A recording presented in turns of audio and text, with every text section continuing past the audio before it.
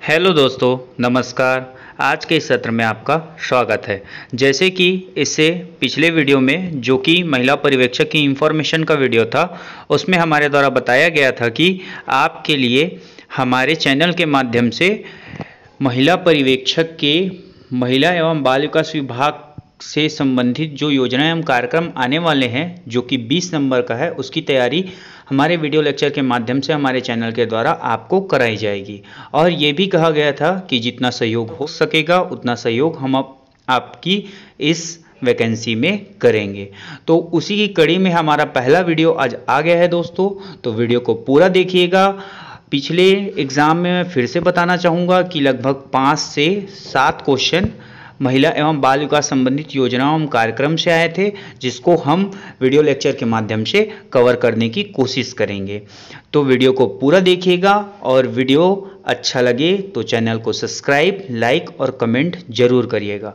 साथ में दोस्तों ये भी बताना चाहूँगा कि जैसे जैसे हम योजना करते जाएंगे, उसके बाद इसी योजना वाले पार्ट का MCQ भी हमारे चैनल में अपलोड होगा, तो वहाँ से आपका प्रैक्टिस भी हो जाएगा। चलिए दोस्तों, अब हम आज के इस सत्र को प्रारंभ करते हैं। पहला योजना के बारे में बात करेंगे दोस्तों। ये बहुत ही इंपॉर्टेंट योजना है, मुख्यमंत्री सुपोषण अभियान। तो ये प्रारंभ कब से हुआ था? तो आप पहली बात तो याद रखिएगा दोस्तों कि मैं जो पॉइंट योजना में बताऊंगा सभी इंपॉर्टेंट है। पिछले पेपर का एनालिसिस करके आपके लिए बनाया गया है। पिछले पेपर में डेट भी पूछा गया है और साथ में उद्देश्य और लक्ष्य भी पूछे गए हैं, और यह योजना का क्रियान्वयन कहाँ हो रहा है यह भी पूछा गया है। तो चलिए दोस्तों देखते हैं आगे।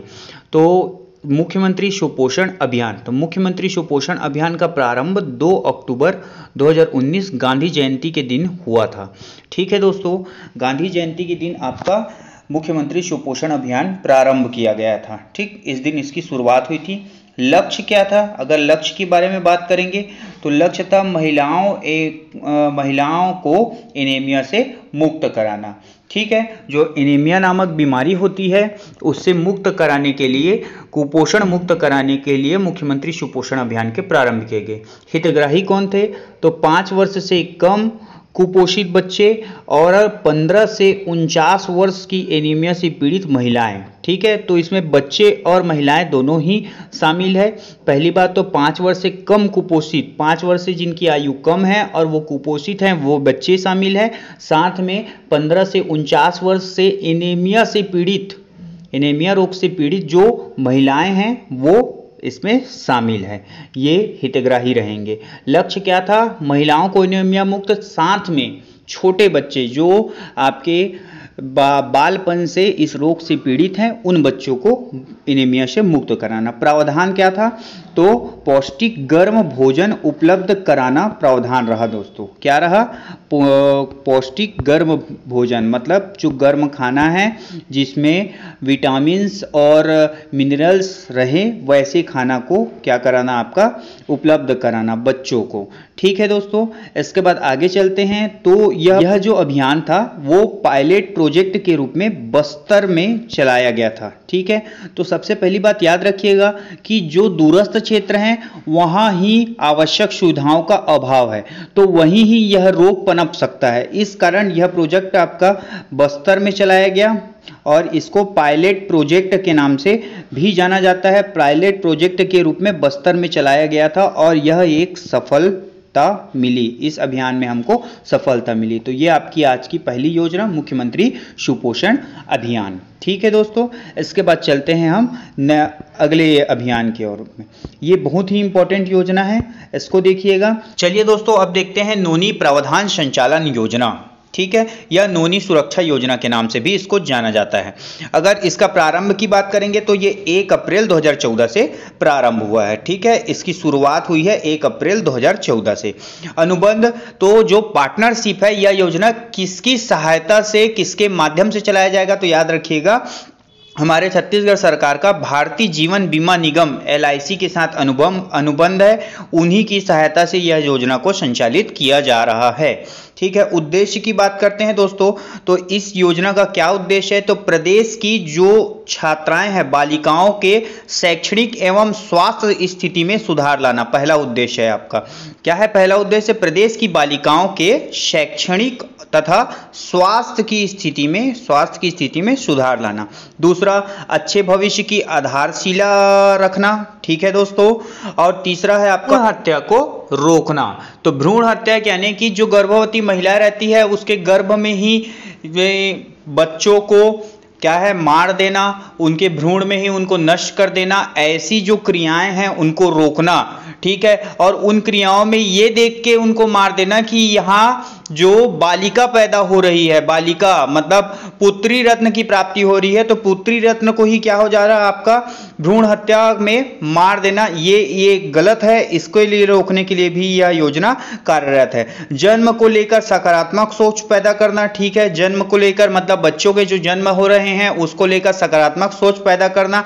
साथ में एक महत्वपूर्ण उद्देश्य है आपका बाल विवाह रोकना। तो इसके उद्देश्य में हमने देखा कि प्रदेश की बालिकाओं को शैक्षणिक तथा स्वास्थ्य स्थिति में सुधार लाना। दूसरा, अच्छे भविष्य की आधारशिला रखना। तीसरा, भ्रूण हत्या को रोकना। चौथा, जन्म को लेकर सकारात्मक सोच। और पांचवा आपका बाल विवाह को रोकना। ठीक है दोस्तों, इस योजना के लिए हितग्राही कौन होंगे, तो हितग्राही की बात कर लेते हैं। तो देखिएगा, हितग्राही की बात करें तो छत्तीसगढ़ के मूल निवासी होना चाहिए, उन्हीं को इस योजना का लाभ मिलेगा। हितग्राही मतलब लाभ की बात कर रहे हैं हम।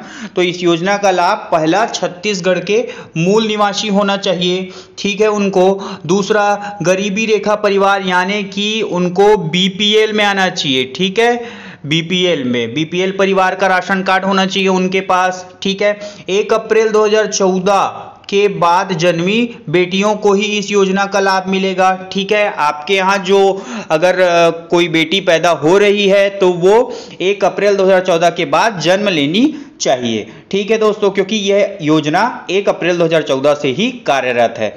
इसके बाद उसका 18 वर्ष तक विवाह नहीं होना चाहिए, मतलब 18 वर्ष से कम उम्र तक उनका विवाह नहीं होना चाहिए। उनका एक एज है जो 18 वर्ष सरकार ने तय किया है, उसके बाद ही उसका विवाह होना चाहिए। यानी कि बाल विवाह अगर होता है तो यह योजना उनके लिए क्या नहीं रहेगा, आपका कार्यरत नहीं रहेगा। वो इस योजना के हितग्राही नहीं माने जाएंगे। उनका विवाह 18 वर्ष से पहले नहीं होना चाहिए। इसके बाद जो बालिका है वो 12वीं तक पढ़ी होनी चाहिए, मतलब उनका शिक्षा 12वीं तक पूर्ण होना चाहिए। इसके बाद फिर आपका नेक्स्ट दिया है वृत्ति सहायता राशि। तो इसमें कितनी वृत्ति सहायता राशि प्रदान की जाएगी, तो अच्छे से देखिएगा दोस्तों, इनकी वृत्ति सहायता राशि है आपका 1 लाख रुपए वित्तीय सहायता राशि प्रदान की जाएगी। ठीक है दोस्तों, कितना 1 लाख रुपए वित्तीय सहायता राशि प्रदान की जाएगी। और विशेष में देख लेते हैं अभी तक इसमें कितना पंजीकृत किया जा चुका है, तो याद रखिएगा 54,859 बालिकाओं का इसमें पंजीयन किया जा चुका है हमारे पूरे छत्तीसगढ़ में। कितना? 54,859। ठीक है दोस्तों, अगर एक छोटे से पॉइंट में अगर देखें तो इस योजना का प्रारंभ 1 अप्रैल 2014 से हुआ था। किसकी सहायता से, किसके अनुबंध से, तो भारतीय जीवन बीमा निगम LIC की सहायता से। ठीक है, क्या क्या, तो बालिकाओं के शैक्षणिक और स्वास्थ्य की स्थिति में सुधार लाना, जीवन की आधारशिला को बेहतर बनाना, साथ में जन्म को लेकर सकारात्मक सोच लाना, बाल विवाह को रोकना, साथ में हमने एक और पॉइंट देखा भ्रूण हत्या को रोकना। हितग्राही, आप छत्तीसगढ़ के मूल निवासी हैं तो हितग्राही है, गरीबी रेखा से नीचे होना चाहिए, मतलब आपका जो राशन कार्ड है वो BPL होना चाहिए, साथ में BPL राशन कार्ड। ठीक है, 1 अप्रैल 2014 के बाद जन्मी 2 बेटियों के लिए यह मिलेगा। 18 वर्ष तक के विवाह नहीं होना चाहिए, यानी कि बाल विवाह नहीं होना चाहिए, 18 वर्ष के बाद ही विवाह होना चाहिए।